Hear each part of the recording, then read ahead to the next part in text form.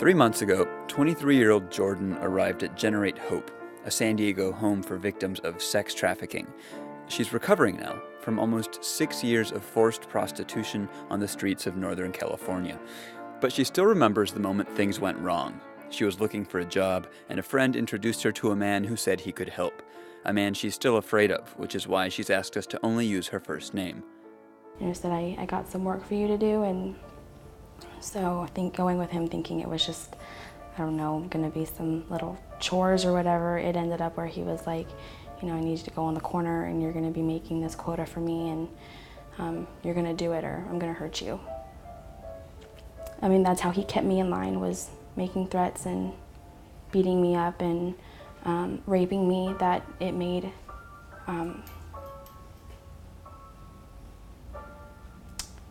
where I was too scared to leave.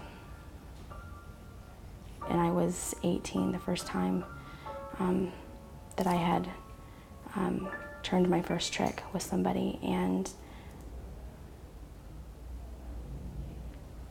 it was a trap ever since, something I felt like I couldn't get out of. Stories like Jordan's are the reason behind Proposition 35 on the November ballot. The proposition would impose tougher penalties on human traffickers, those who force people into sex work or other forced labor for their own financial gain. If passed, Prop 35 would increase prison terms for trafficking from 5 to 8 years to 12 years to life.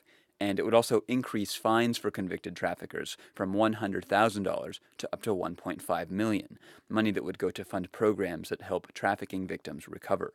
The proposition would also classify the production of child pornography as sex trafficking, and it would require convicted sex traffickers to register as sex offenders. The proposition has broad support among law enforcement officials, Democrats and Republicans, and many victims' advocacy groups across the state. It's a heinous crime. It's horrible what happens to the girls. It changes their lives in ways that they're very difficult to heal from. Susan Muncy is the director of Generate Hope, the victims' home where 23-year-old Jordan is recovering. There are 3 cities in California that have already been identified by the FBI as high-intensity areas for commercial sexual exploitation of children, and San Diego being one of those. I think this initiative can move us in the other direction and really put some teeth into the laws. Prop 35's chief architect is a Bay Area victims advocate named Daphne Fung, and its main funder is former Facebook executive Chris Kelly. He's donated nearly $2 million to the Yes on 35 campaign. The proposition has little organized opposition, but some attorneys, advocates, and researchers say it is flawed. Stephen Munkelt is a defense attorney who testified in Sacramento. Sometimes just punishment, just imposing penalties, isn't the most effective way to address a problem. Amy Carpenter is a University of San Diego professor who researches human trafficking, and she agrees.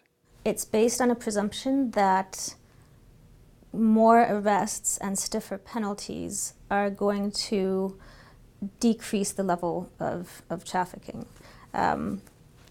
What we've found in San Diego works is a comprehensive approach where you have law enforcement and you have trained law enforcement, which Prop 35 provides for, but you also have victim services providers at the table, you have community members.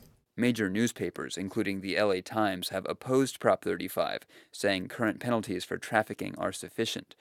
Even San Diego District Attorney Bonnie Dumanis has concerns, saying Prop 35 could actually make it harder to save victims from their pimps.